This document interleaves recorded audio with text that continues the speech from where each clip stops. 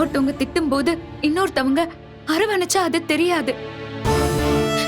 ஆனா எல்லாருமே ஒரு மாதிரி அவகிட்ட மாத்தி மாத்தி கோவப்பட்டு பேசிட்டாங்க.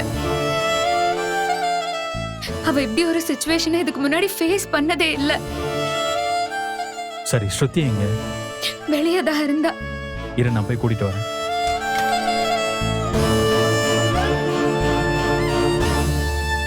வா.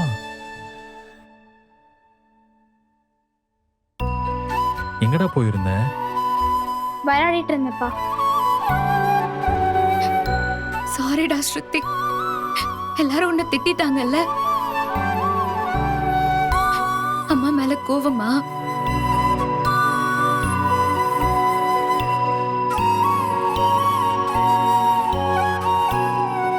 சாரிடா குட்டி, அம்மா ரொம்ப வருஷம் கழிச்சு கன்சீவ் ஆயிருக்கேன்ல, அதான் கேர் பண்றதா எல்லாரும் உன்னை அப்படி பேசிட்டாங்க. அவங்களுக்காக நான் உன்கிட்ட மன்னிப்பு கேட்டுக்கிறேன். சாரிடா. ஸ்ருதி நம்ம மேல எல்லாம் வருத்தப்பட மாட்டா பார்வதி. அவளுக்கு நம்ம மேல அவ்வளோ பாசம் இருக்கு. என்ன ஸ்ருதி, நீ வருத்தப்பட மாட்டேல?